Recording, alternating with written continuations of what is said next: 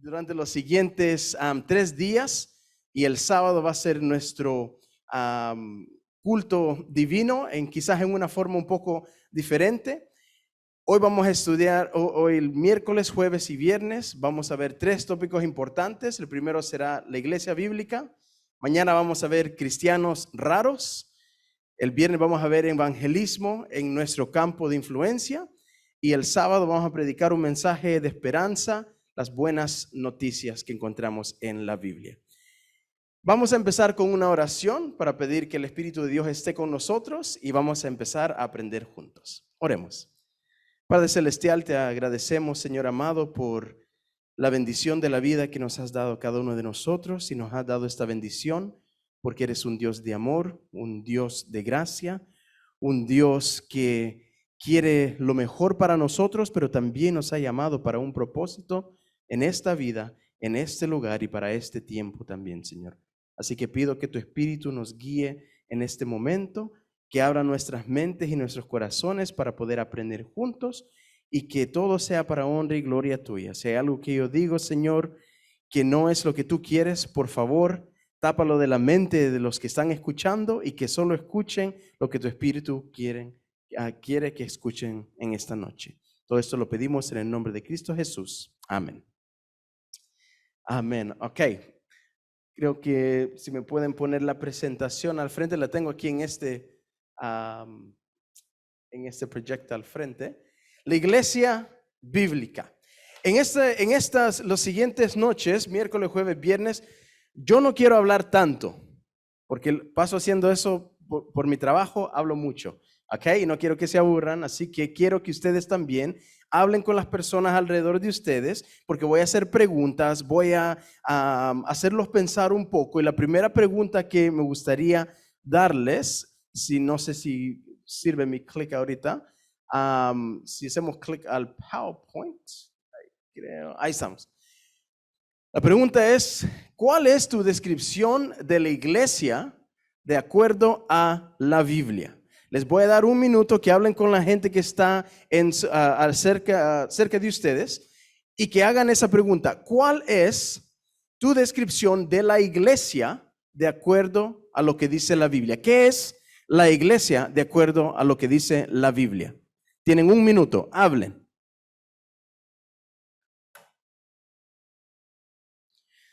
Y para aquellos que están online, si es por Zoom, pueden poner la respuesta en el chat si quieren también para participar. ¿Cuál es tu descripción de la iglesia de acuerdo a la Biblia? ¿Qué es la iglesia? Y después voy a venir a algunas personas a preguntarles lo que respondieron. ¿Qué es la iglesia?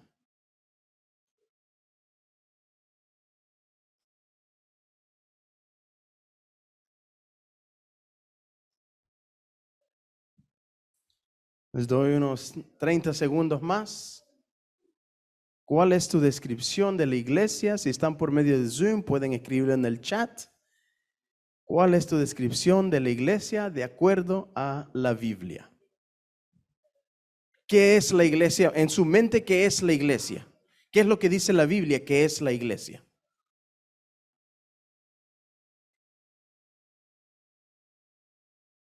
Diez segundos más y voy a pedir que alguien me dé sus respuestas, los que se sientan cómodos a darme una respuesta. Ok, vamos a preguntar aquí a este lado donde está la juventud. Ok, alguien, quien sea. What was church? What is church? What does the Bible say church is? Yeah.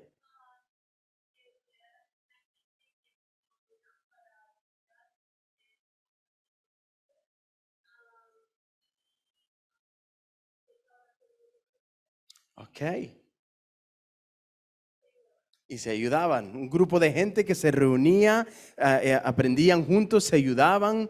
Yeah. ¿Qué más? ¿Alguien más tiene algo diferente aquí? ¿Qué es la iglesia?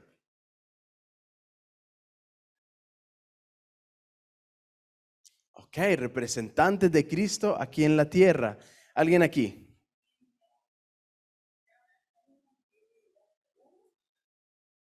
¿Un lugar seguro? Yep.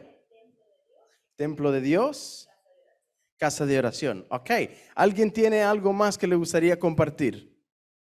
Sí, no. Y después, mi hermanita. La casa de Dios que da la voz de la esperanza. Amén.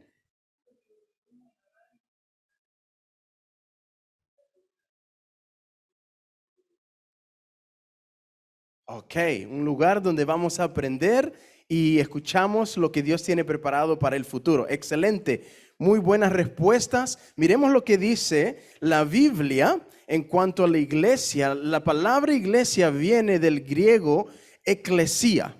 Viene de eclesia, que significa, la definición es una asamblea, una congregación religiosa, la iglesia, todo el cuerpo de creyentes cristianos. Lo vemos en el libro de Mateo, capítulo 16. Es la primera vez que se menciona la iglesia y es cuando Cristo le dice a Pedro que él va a I will build this church upon this rock, le dice Jesús a Pedro. En Mateo 18, todo en el libro de Hechos y todo el Nuevo Testamento vemos esta palabra eclesia. En el Antiguo Testamento no vemos la palabra iglesia, pero lo que vemos, si nosotros leemos la Septuaginta, que es el Antiguo Testamento en el griego, la palabra equivalente a eclesia es la palabra kahal, que significa asamblea, convocación o congregación. Se encuentra en Deuteronomio 31, Josué capítulo 8 y muchos otros versículos. Pero una de las cosas que en el tiempo de Cristo y en el Antiguo Testamento, lo que la iglesia no era y nunca realmente se vio, era esto. Era un edificio. La iglesia no se veía, o la palabra eclesia o kahal nunca realmente se usaba para hablar de un edificio o de un lugar, sino que se usaba para hablar de un pueblo, de una gente. Y lo que vemos es que Dios, cuando habla de la iglesia, cuando habla de la asamblea, que es la palabra que se usa en el Antiguo Testamento, es siempre hablando de gente, porque Dios es un Dios que ama al pueblo, que ama a la gente y quiere vivir en medio de ellos. Lo vemos desde el inicio. Adán y Eva. Me gustaría decirles que la iglesia, la eclesia, es un grupo de personas que han sido ensambladas o reunidas o congregadas por Dios y para Dios. Y esto lo vemos con Adán y Eva, creados por Dios, para llevar el mensaje de Dios a sus hijos y a todas las generaciones después de ellos. Abraham, vemos lo mismo. Vemos que Dios hace un pacto con Abraham y era el pacto para él y para quién más. Para toda su descendencia. O sea, no es solo para un grupo pequeño, sino que es para la descendencia. Lo vemos después en el pueblo de Israel. Cuando Dios crea el tabernáculo, dice que es para el pueblo de Dios y para el extranjero. O sea, no era limitado solo para un grupo de personas. Y después vemos con los discípulos, la eclesia de Jesús, son los discípulos que fueron llamados a llevar el evangelio primeramente ¿a dónde? Jerusalén, a los judíos, después a Samaria y después a todas al fin del mundo. Esto es lo que es eclesia. Pero muchas veces lo que nosotros hemos visto es que eclesia se ha transformado en esto, en un lugar, ¿verdad? Cuando de nosotros decimos, vamos a ir a la iglesia el sábado, ¿verdad? No muchas veces se dice somos la iglesia, somos la asamblea, sino que vamos a ir a la iglesia, usualmente es el edificio. Pero lo que Dios siempre ha querido no es un edificio, es un pueblo. Y vamos a verlo, aunque vemos en Éxodo 25:8, dice, y harán un santuario para mí, pero Dios quería un santuario porque Él quería, digamos, un edificio bonito nada más, o cuál era el propósito para el santuario. ¿Qué es lo que dice la segunda parte del versículo? Para habitar con ellos, con el pueblo. Ok. ¿Quién dio el plan para el santuario? ¿Quién lo dio?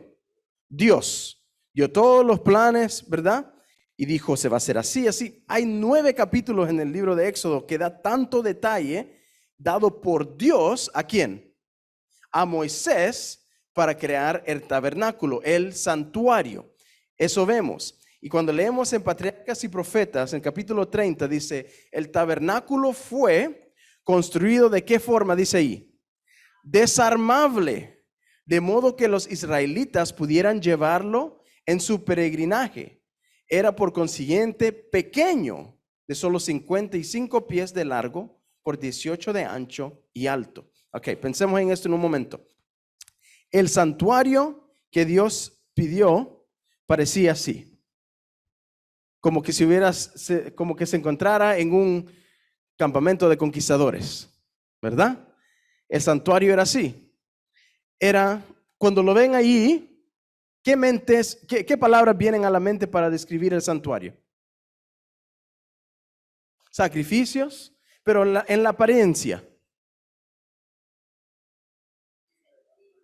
Una tienda de campaña, algo humilde, ¿verdad? Algo ¿qué pidió Dios? Querían que se hiciera ¿cómo? Desarmable, ¿por qué?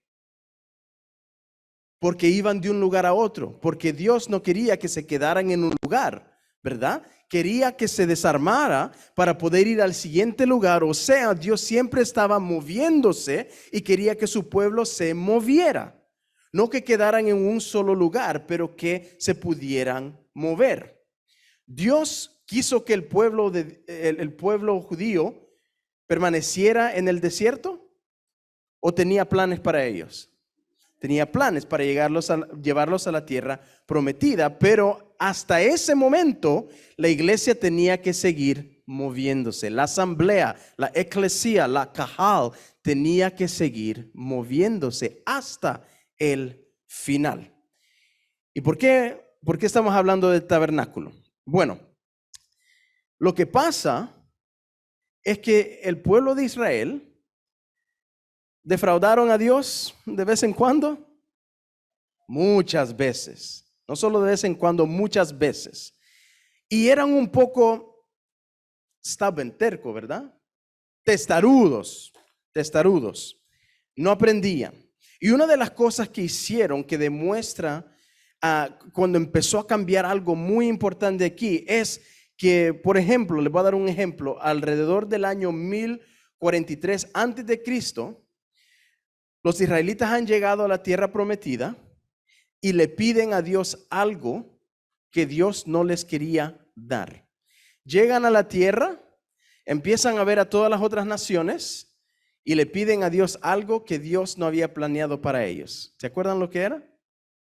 Un rey. Un rey. Esto lo vemos en 1 de Samuel, capítulo 8, versículo 3 al 5. Si vamos a la siguiente imagen allí, 1 de Samuel, capítulo 8, versículo 3 al 5 dice lo siguiente.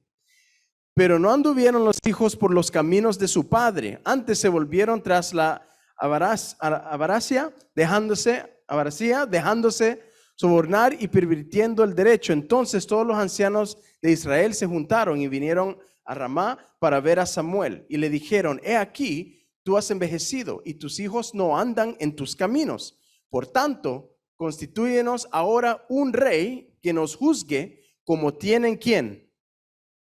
Todas las naciones. O sea, el pueblo de Israel dice, bueno, aquí está el grupo, aquí tenemos el tabernáculo o hemos llegado ya a la tierra prometida y estamos viendo alrededor de todo el lugar y vemos a todas las otras naciones y dicen, todos ellos tienen rey, nosotros no tenemos, pero ¿era cierto? ¿Tenían rey?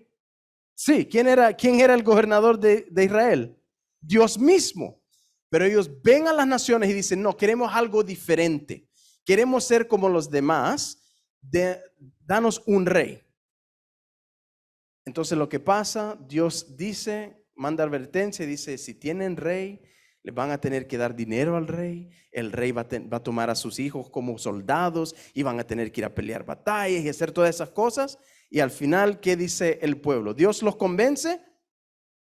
Si seguimos leyendo, versículo 19 al 22 dice, pero el pueblo no quiso oír la voz de Samuel y dijo, no, sino que habrá rey sobre nosotros, y nosotros seremos también como ¿quién? Todas las naciones. Y nuestro rey nos gobernará y saldrá delante de nosotros y hará nuestras guerras. Y oyó Samuel todas las palabras del pueblo y las refirió en oídos de Jehová. Y Jehová dijo a Samuel, oye su voz y pon rey sobre ellos. Entonces dijo Samuel a los varones de Israel, idos cada uno a vuestra ciudad. Pregunta: ¿Dios quería darle rey al pueblo judío? No. ¿Era plan de Dios darles un rey? No. ¿Pero les permitió rey, sí o no? ¿Por qué? Porque ellos lo pidieron. Y aunque no fue plan de Dios, Dios a veces dice, bueno, si así lo quieren, tómenlo.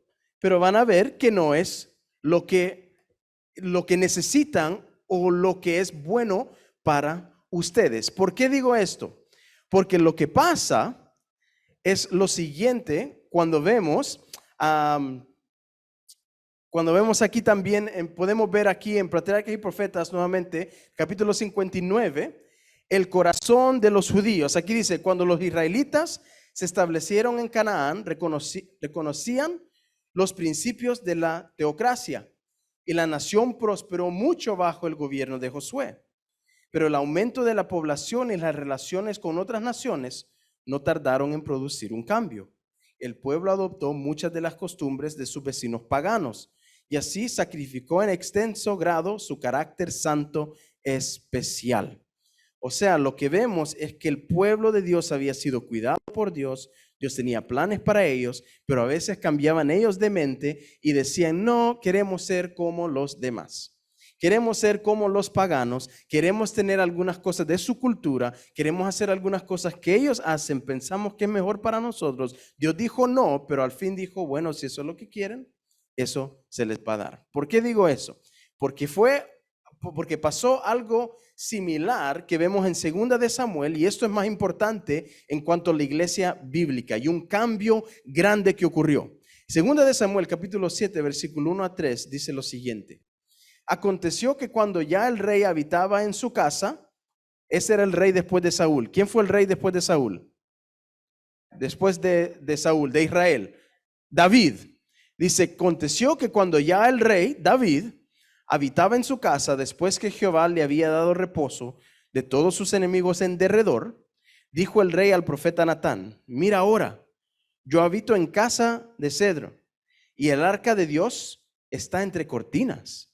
Y Natán dijo al rey, anda y haz todo lo que está en tu corazón, porque Jehová está contigo. Ok, pausa. ¿Qué es lo que está pensando David? Dígame en sus propias palabras, ¿qué está pasando con David? ¿Qué pasó con David? Se sentía que él tenía más que Dios. ¿Y qué más? Que Dios no tenía una casa como tenía él. ¿Qué sentimientos está teniendo David aquí entonces? Quiere construir un templo, tiene lástima porque por la tienda, la humilde tienda de campaña que tiene Dios, ¿verdad? Ok, ¿algo más? ¿Qué decide hacer? Decide construir un templo. ¿Qué le dice el profeta? Go ahead, Nike, just do it, ¿verdad? Hazlo nomás, right? Porque Jehová está contigo. Pero miremos lo que dice después. ¿Verdad? Que dice, aconteció aquella noche, esa misma noche, que vino palabra de Jehová a Natán diciendo, ve y di a mi siervo David, así ha dicho Jehová, ¿tú me has de edificar casa en que yo more? Ciertamente no he habitado en casas desde el día en que saqué a los hijos de Israel de Egipto hasta hoy, sino que he andado en tienda y en tabernáculo. Y en todo cuanto he andado con todos los hijos de Israel, ¿he hablado yo palabra alguna de las tribus de Israel, a quien haya mandado apacentar a mi pueblo Israel, diciendo, ¿por qué no me habéis edificado casa de cedro? Ok, esta es la Reina Valera 1960. Así que démenla en las palabras de 2021. ¿Qué está diciendo Dios? ¿Qué está diciendo Dios en este versículo? Acuérdense, David dice, pobrecito Dios, está en una tienda de campaña humilde y yo estoy en este palacio. Quiero crear un hogar, un templo para Dios. Natán le dice, just do it, hazlo, porque Jehová está contigo. ¿Cuál es la respuesta de Jehová? Yo no te lo he pedido, no lo necesito, o sea, no lo quiero. No te lo he pedido, no lo quiero, no lo necesito. ¿Ok? Y después lo que dice Dios es, yo voy a crear una casa o formar una casa para ti. Hablando de la descendencia de David y del reino de Cristo que iba a venir. O sea, Dios no pidió, Dios no quiso, Dios no necesitaba un templo, pero ¿qué pasa? ¿Qué es lo que dice la historia? Que David quiere, pero después, por las palabras que Dios le ha dado, mejor Salomón que haga el templo. Pero hay algo muy interesante aquí que me gustaría sugerir. ¿Será que David no simplemente fue que tenía lástima o quería hacer algo bonito? Pero ¿qué es lo que acabamos de ver del pueblo de Dios y la influencia pagana? ¿Los paganos tenían influencia sobre los judíos? Bastante. Acabamos de ver que los judíos veían a los paganos y decían, queremos ser como ellos. ¿Saben quiénes eran los que construían templos para los dioses? Los paganos. ¿Será que David, cuando está tranquilo en casa, tiene quizás una mezcla de sentimientos diciendo, bueno, me da lástima que Dios está allí y bueno, quizás los paganos hacen templos para sus dioses, quizás sería bueno nosotros hacerlo? Porque lo que vemos también es que no está muy fuera del alcance ese pensamiento, esa sugerencia, porque el mismo Salomón construyó templos paganos. El mismo hijo que construyó el templo de los judíos, construyó muchos templos a los paganos. ¿Será posible que David quería seguir la tradición pagana en construir un templo, un edificio para Dios? Porque su hijo hizo lo mismo. Su hijo creó templos para los paganos. Dios había pedido algo así. David quería hacer algo contrario. Y vemos en el libro de Primera de Reyes, capítulo 11, versículos 7 al 8, que dice lo siguiente. Entonces edificó Salomón un lugar alto a Quemos, que era un dios pagano, ídolo abominable de Moab, en el monte que está enfrente de Jerusalén, y a Moloc, ídolo abominable de los hijos de Amón. Así hizo para todas sus mujeres extranjeras, las cuales quemaban incienso y ofrecían sacrificios a sus dioses. ¿Se acuerdan cuántas mujeres tuvo Salomón? Muchas, ¿verdad? Muchas. Y aquí dice, solo nombra 2 templos que él creó para dioses paganos, pero dice que lo hizo para cada una de sus mujeres, ¿verdad? De diferentes culturas. Se han encontrado edificios. Hay algunos arqueólogos que han encontrado edificios de templos paganos cerca del templo judío, que da a entender que quizás esto fue lo que ocurrió. Y es posible que quizás David, siguiendo la tradición pagana, quiere hacer un templo para Dios, y por eso quizás es que Dios dice, no lo necesito, no lo quiero, no lo hagas. Pero lo que acabamos de ver es cuando Dios dice no, pero la gente quiere, ¿qué hace Dios? Lo concede. Dice, ok, está bien. Pero Dios le dice, David, tú no vas a construir eso. Va a ser tu simiente. David piensa que habla de Salomón, pero realmente está hablando de Cristo. Y eso es para otro sermón, pero lo pueden buscar también ustedes. Pero tenemos varias evidencias de que Dios quizás no estaba aprobando del templo que David creó. ¿Se acuerdan? ¿Quién fue el que dio los planos para el tabernáculo? ¿Quién los dio? ¿Saben quién dio los planos para el templo judío? Para el templo judío, el que construyó Salomón, fue David, no fue Dios. Cuando vemos lo del tabernáculo, Dios da capítulos de instrucciones para el tabernáculo. Tiene que ser así, así, así, porque Dios lo pidió y lo quería y tenía un beneficio que necesitaba ser exacto. Cuando vino el templo judío, Dios, calladito, no pidió absolutamente nada. Incluso David en esto demuestra que realmente está no tanto yendo contra Dios, pero no haciendo la voluntad de Dios, porque Dios le dijo, tú no lo vas a construir. Y David piensa, Salomón lo va a hacer. Ok, pero ¿saben lo que hace David? En Primera de Crónicas 21 y 22, lo pueden leer. Él empieza a planear, a hacer los planos para el templo. No solo eso, él colecta todo el material, él recauda todos los fondos. E incluso prácticamente algunas personas dicen, lo único que tuvo que decir Salomón es, empiecen. Pero ni eso le permitió David, porque David fue el que dijo, empiecen el templo. Y Salomón lo construyó.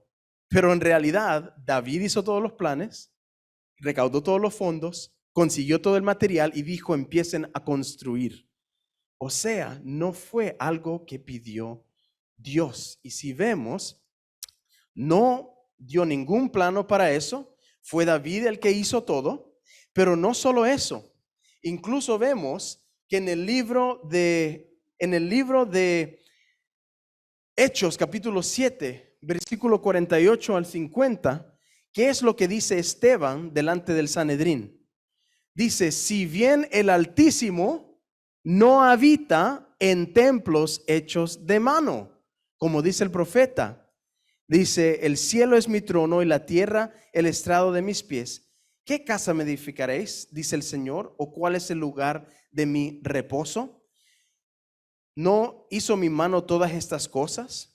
Y lo que vemos después aquí, lo que vemos nosotros al ver esto, al ver también como un teólogo dijo, que incluso quizás Dios dio su disapproval. ¿Cómo se dice disapproval en español? Desaprobó del templo y lo dejó que fuera destruido muchas veces. El templo fue construido y 50 o 30 años después fue atacado la primera vez y fue destruido un poco. Fue renovado y después atacado nuevamente 20 años después. Renovado y después destruido por los babilonios. Después construido nuevamente, atacado nuevamente, renovado y al final los romanos lo destruyeron. ¿En qué año? En el 70, ¿verdad? Como vemos en la profecía bíblica. Entonces mucha gente dice, o algunos teólogos dicen, esto quizás también es evidencia que Dios desaprobó del templo que David había hecho porque no quería esto. Y todo esto para decir lo siguiente, fue la primera vez que la eclesía o el cajal empezó a mover el énfasis en gente y David lo quiso mover hacia un edificio.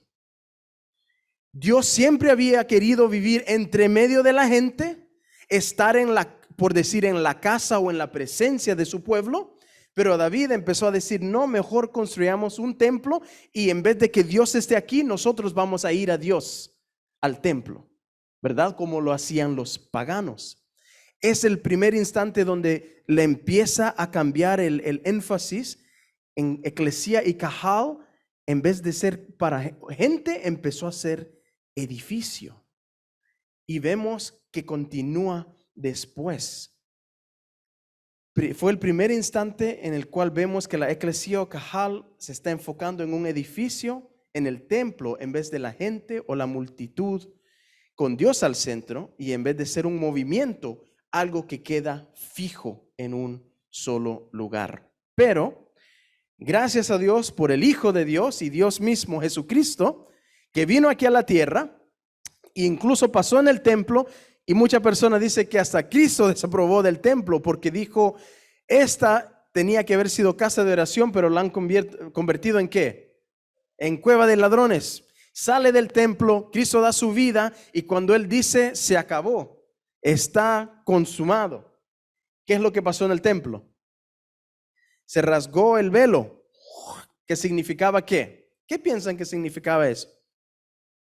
que se había acabado ya el sacrificio de las ovejas también, pero miren lo que dice el deseado de toda la gente en el capítulo titulado Calvario, cuando habla de que el velo se rompió de arriba hacia abajo, no de abajo hacia arriba con manos humanas, pero de arriba hacia abajo, un símbolo que Dios lo hizo. Pero miren las palabras que dice el deseado de todas las gentes. Dice: cuando los labios de Cristo exhalaron el fuerte clamor, consumado es, los sacerdotes estaban oficiando en el templo. O sea, imagínense, Cristo en la cruz y el templo en Jerusalén, los sacerdotes estaban allí haciendo los sacrificios.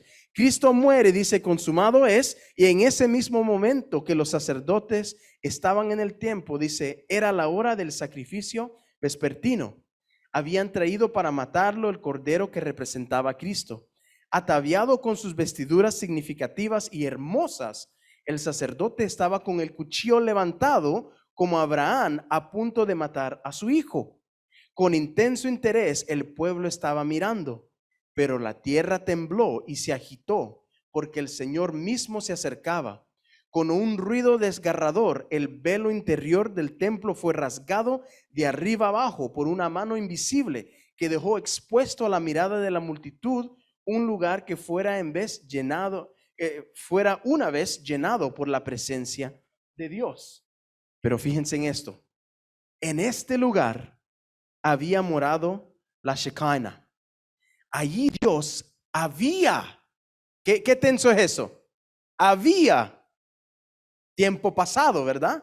En un entonces había morado la Shekinah. Allí Dios había manifestado su gloria sobre el propiciatorio.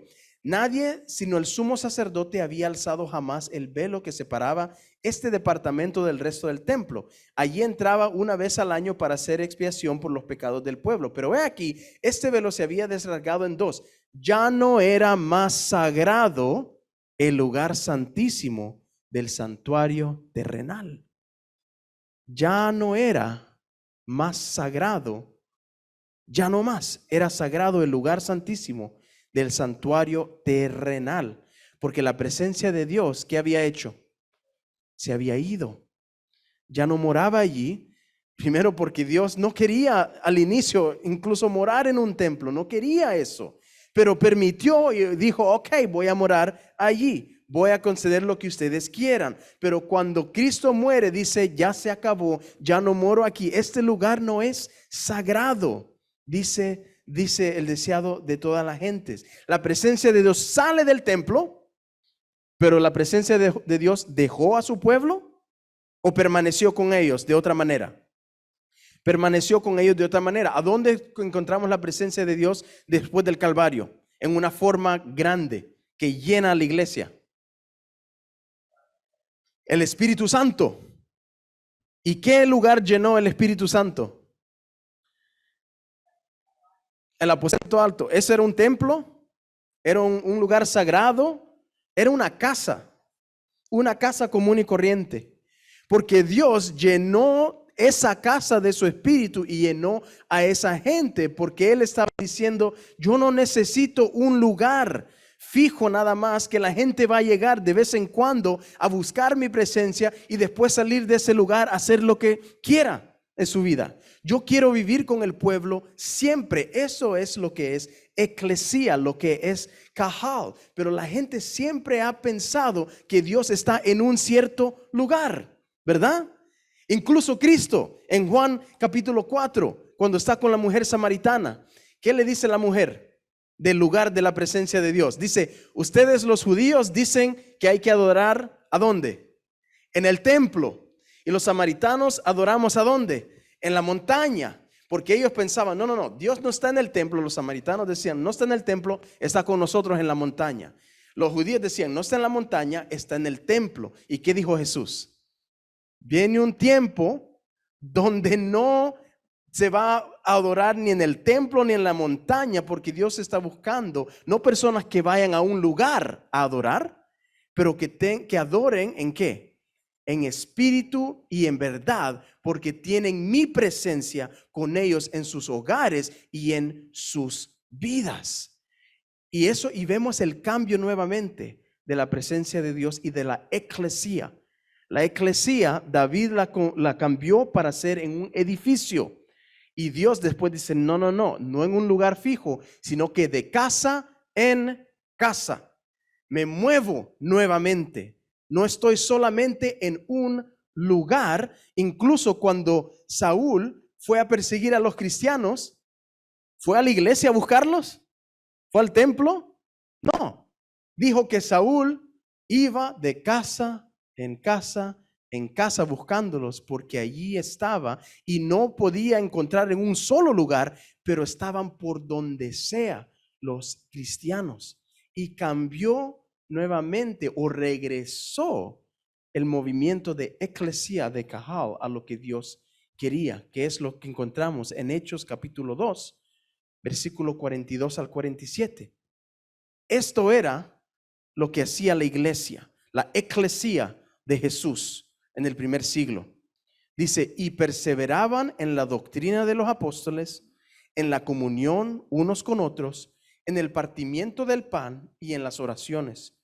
Y sobrevino temor a toda persona, y muchas maravillas y señales eran hechas por los apóstoles. Todos los que habían creído estaban juntos y tenían en común todas las cosas, y vendían sus propiedades y sus bienes y lo repartían a todos según la necesidad de cada uno. Y perseverando unánimes cada día en el templo y partiendo el pan en las casas. O sea, iban de lugar en lugar, aunque iban al templo porque sabían que la gente estaba ahí, regresaban a los hogares y donde sea que iban, llevaban el Espíritu de Dios. Y dice, con alegría y sencillez de corazón, alabando a Dios y teniendo favor con todo el pueblo. Y el Señor añadía cada día a la iglesia a los que habían de ser salvos. ¿Cuántos de nosotros nos gustaría que cada día que nos reunamos en nuestros hogares o en nuestras iglesias, nuestros números fueran para arriba, verdad? ¿Qué fue lo que dio ese éxito? ¿Qué fue? Sabemos que fue el Espíritu Santo.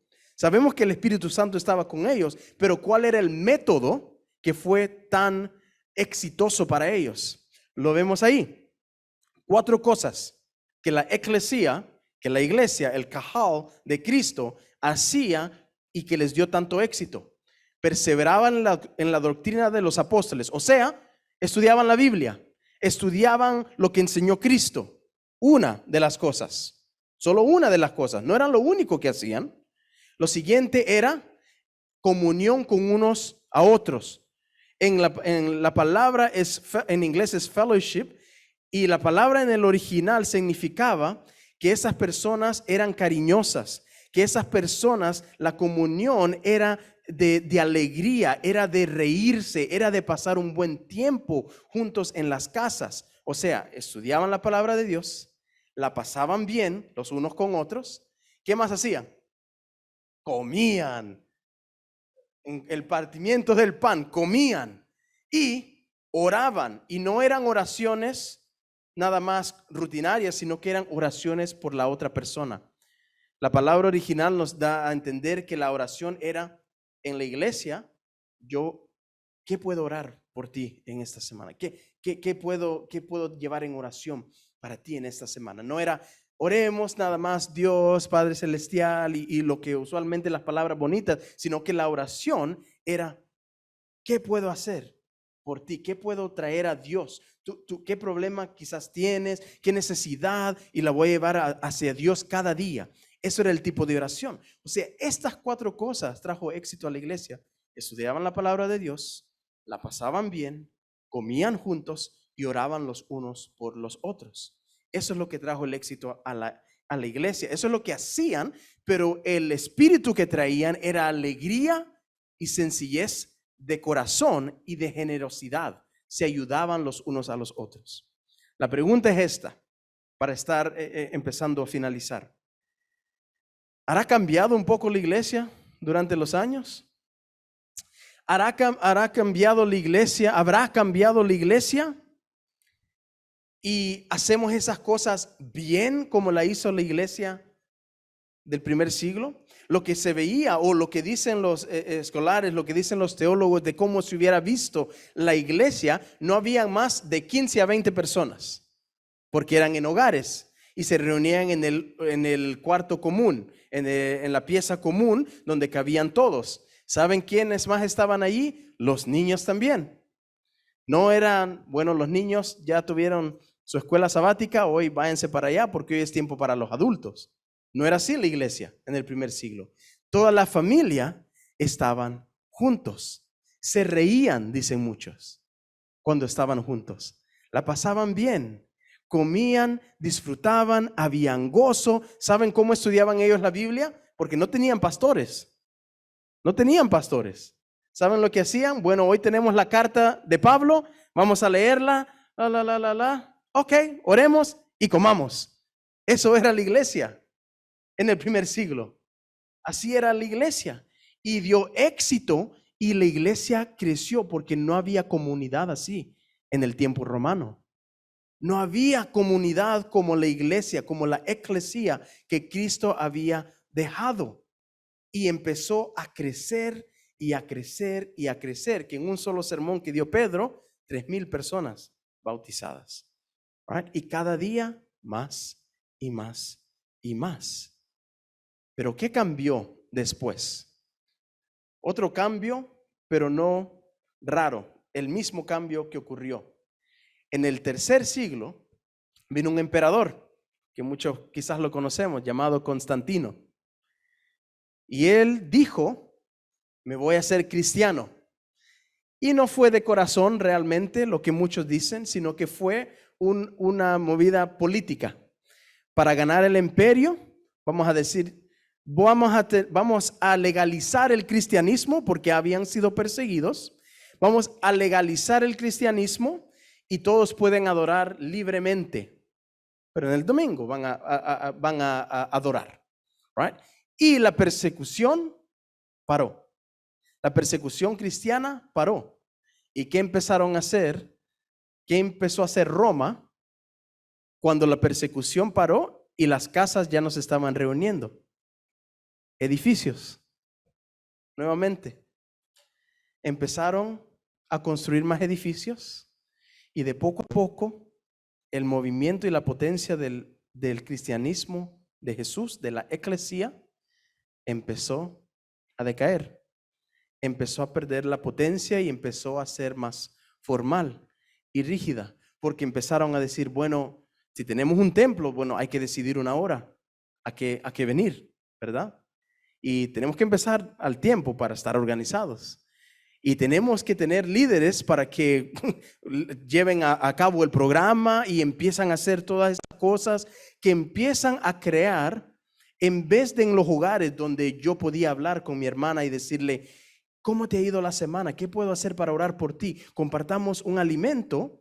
O lo que pasó en la iglesia es, entraban, se sentaban, escuchaban y volvían a la casa. Eso pasó. Eso empezó a pasar y perdió la potencia la iglesia cristiana. Empezó a decaer y empezó, como una persona escribió una vez, dice, la póliza se hizo más importante que el pueblo. Las reuniones más importantes que los ministerios. Dijo que empezó a cambiar todo y hizo a la iglesia cristiana, en inglés dice un spectator sport, un deporte de espectadores. Y eso es lo que pasó con la iglesia cuando empezó a cambiar. Cristo nunca quiso que la iglesia fuera simplemente un edificio. Pero cuando ponemos el énfasis en un edificio, perdemos muchas cosas. ¿Será que nosotros, como iglesia cristiana, y no solo esta iglesia, pero la iglesia mundial, la iglesia cristiana, la iglesia adventista, será que hemos perdido quizás esas 4 cosas que le dio éxito a la iglesia del primer siglo? ¿Será que quizás el énfasis ha sido en una cosa, el enseñar la palabra de Dios, que es algo importante y necesario que hizo la iglesia? Pero hacemos las demás bien, la pasamos bien juntos como hermanos, nos conocemos en el momento aquí, podemos hablar los unos con los otros, preguntándonos cómo nos ha ido la semana, podemos llorar juntos, cantar juntos, alabar juntos, reírnos juntos, o será que no? Al entrar a ese lugar, silencio, escucha, siéntate calladito y sal de este lugar y nos vemos la próxima semana. ¿Será que la potencia de la iglesia o la fuerza de la iglesia ha decaído porque hemos hecho nuevamente el énfasis en un edificio y en una reunión en vez de eclesía, que es gente, que es enseñar la palabra de Dios y aprenderla juntos, pasarla bien juntos, comer juntos y orar los unos por los otros. En esta noche me gustaría finalizar con una pregunta. Y la pregunta es la siguiente: ¿qué cosas podemos hacer diferente para dar más potencia, más poder, más fuerza a la eclesía de Dios como grupo? Como individuos nosotros podemos decir, hay que orar más, hay que estudiar más, hay que consagrarnos más. Son palabras que decimos y repetimos muchas veces. Pero ¿cómo se ve eso en grupo? ¿Ok? Hablen nuevamente con el mismo grupo que hablaron y les voy a dar un minuto. ¿Qué cosas podemos hacer diferentes para dar más fuerza, más potencia a la eclesía de Dios como grupo? ¿Qué es lo que podemos hacer? No estoy diciendo hay que botar este edificio porque Dios no quiere edificios. No estoy diciendo eso. Lo que estoy diciendo es que el edificio es un lugar nada más para reunir a la eclesía, no es la eclesía. ¿Me entienden? Podemos venir al edificio y podemos venir una vez a la semana. Sería mejor que viniéramos más de una vez a la semana y que este lugar estuviera abierto para que la comunidad pudiera venir a tener programas, a tener comunión, a tener amistad con cristianos. Pero ¿qué podemos hacer mejor? ¿O nosotros nos va todo bien, estamos perfectos, hacemos todo lo correcto? ¿Qué podemos hacer para dar más potencia, más fuerza a la eclesía de Dios como grupo? ¿Qué podemos hacer? Un minuto les doy.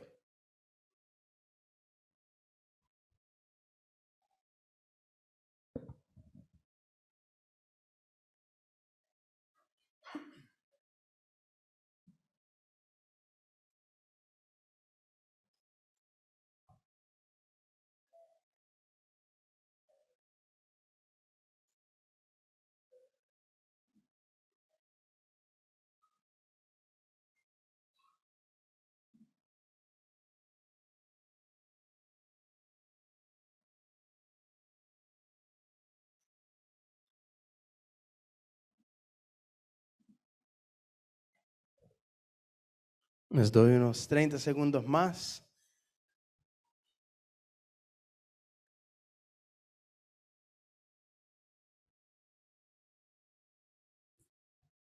¿Qué cosas podemos hacer diferentes?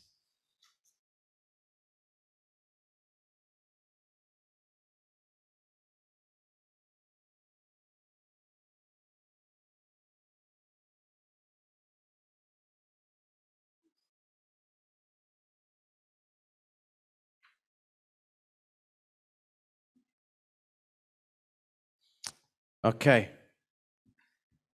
vamos a empezar aquí nuevamente con los jóvenes. Hay algunas cosas que piensan que quizás como jóvenes también, algo que les gustaría ver. Aquí es a safe space. All right. ¿Qué cosas piensan que daría más fuerza? O ustedes que tienen muchos amigos que quizás no son cristianos, ¿qué es lo que ellos necesitan? Porque muchas veces la iglesia ha sido lo que necesito yo como adulto maduro cristiano y necesito más de lo que dicen la carne espiritual, ¿verdad? No ya la leche, sino que necesitamos the good stuff, pero lo sólido, ¿verdad? Pero muchas veces tenemos amigos que no podemos traer a la iglesia porque no entienden, porque ellos no han tenido la leche todavía. ¿Ok? Entonces, jóvenes, ¿qué piensan ustedes que qué podría quizás una idea? ¿Ok? In English, what would be an idea? What would be something to do it in English? Oh, you want me to ask in English? Okay, yep. What would be something that might give more appeal to the Christian church for your friends maybe who are not Christian?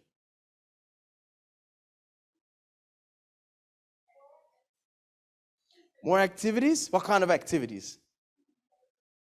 Engaging the youth? Okay, yep. So with activities, do you think that would help because it's going to bring people together, like just community? Yep, okay, yep. Excellent.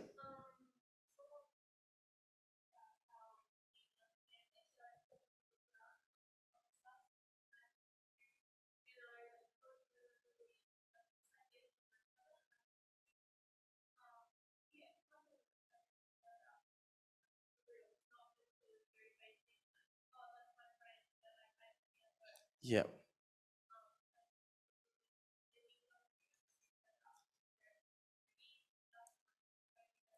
Yeah.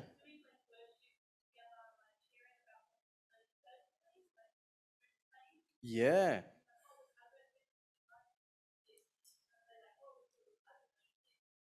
Yeah. So maybe not just having someone at the front just tell you what to believe, but maybe having, back and forth. Hey, I learned this and sharing with people. Yes. Excellent. Excellent. That sounds, what you said sounds like Acts chapter 2. That's very good. Ítalo. Like it's like um just planning, like planning, say like, hey, like message people up, hey, we're doing this, want you to come, we're gonna have like, I don't know, a cake or something, or let's go worship out somewhere in the nature at the beach or something like that. Just I think stepping up, just planning, being the person, because there's not, I think a lot of people don't really want to say, oh, let's do something. They don't want to have that voice, So I feel like just stepping up and saying, oh, let's do something. I think that will. Yep. And what I'm hearing is including people as well. Yeah. Trying to bring as many people that you can.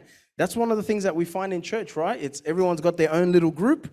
And the early church wasn't like that. Una de las cosas que acaba de decir Ítalo y que se está escuchando aquí con los jóvenes es incluir más a gente, compartir todos juntos, ser más como familia. Porque ustedes, si lo pensamos, usualmente venimos a la iglesia, sentamos usualmente, incluso yo, en el mismo lugar que estamos acostumbrados, hablando casi con las mismas personas con las que estamos acostumbrados, y la iglesia del primer siglo no fue así. No podía decir, no he visto a Dilma, porque estábamos en el mismo cuarto, juntos siempre, con toda la iglesia. Entonces se conocía a la gente, se incluían a todos, y es algo que creo que se ha perdido también en lo que las iglesias se hacen más y más grandes. Es algo que es una dificultad hoy, una cosa que es más difícil. ¿Alguien más? ¿Qué se podría hacer diferente? Meaningful relationships, ¿ok? ¿Cómo, digamos, se podría desarrollar?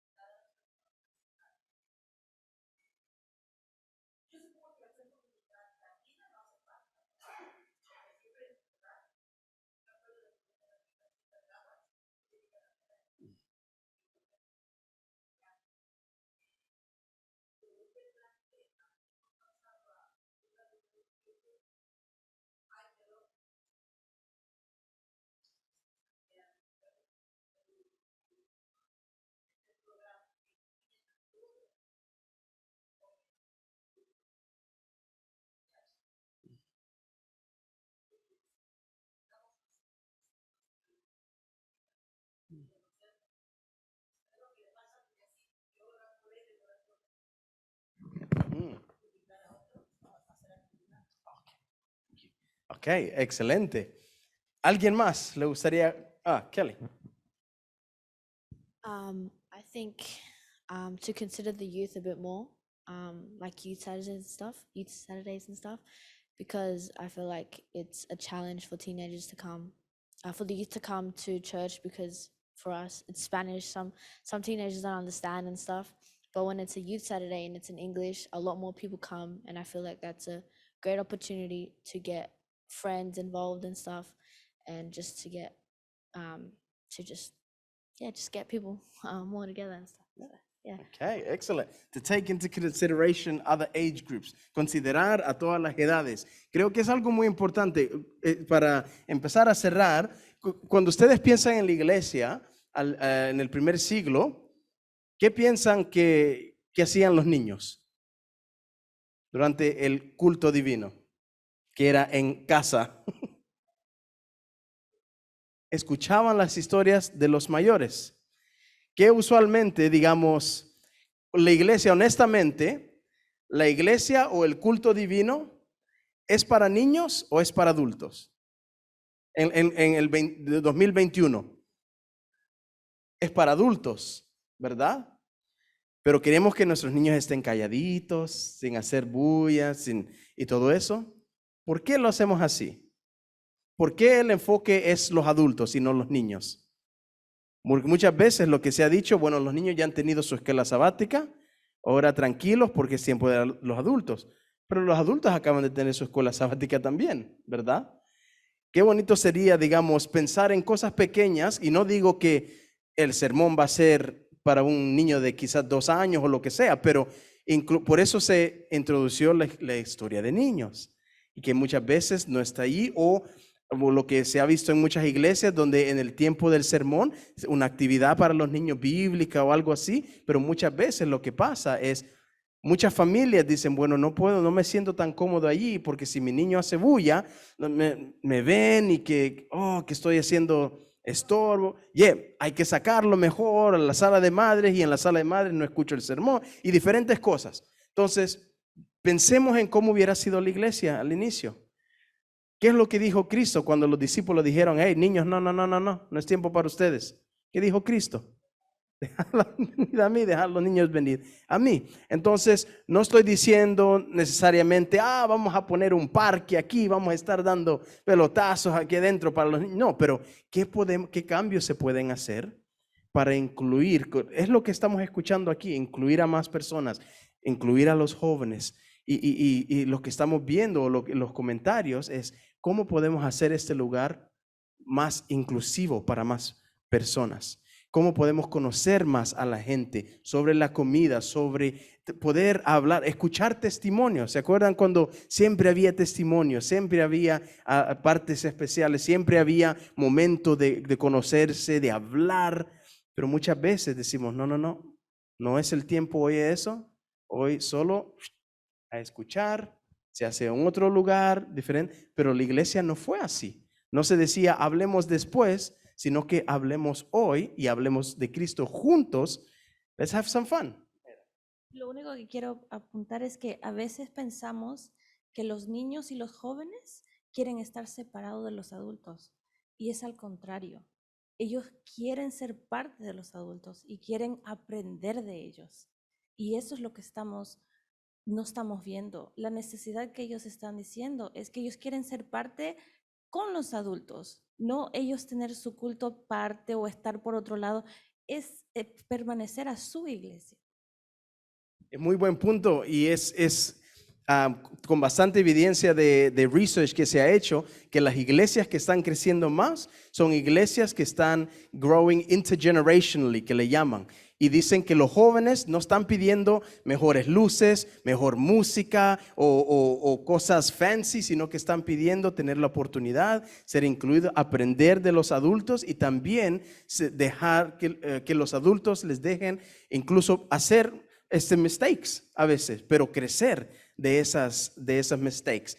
Y entonces lo que quiero dejar en su mente nada más, porque vamos a hacer un pequeño repaso mañana, quiero dejar eso en sus mentes. ¿Qué podemos hacer? ¿Qué cosas prácticas se puede hacer en este lugar o en nuestros hogares para ser más como la eclesía que Cristo quiere? ¿Cómo podemos tomar el enfoque no de destruir el edificio, no de no congregarnos, porque la Biblia nos dice congregarnos, y yo sé que en la vida que vivimos hoy, la iglesia es algo muy importante y el edificio nos da el permiso o la oportunidad de reunirnos? Pero ¿qué podemos hacer para ser más como la eclesía o el cajal de la Biblia, y no tanto como quizás David quiso el edificio o quizás como los romanos quisieron? Pero ¿cómo podemos ser más como la iglesia que Cristo quiere que seamos cada uno de nosotros? Vamos a terminar con una oración. Vamos a pedir que no sé si hay algún...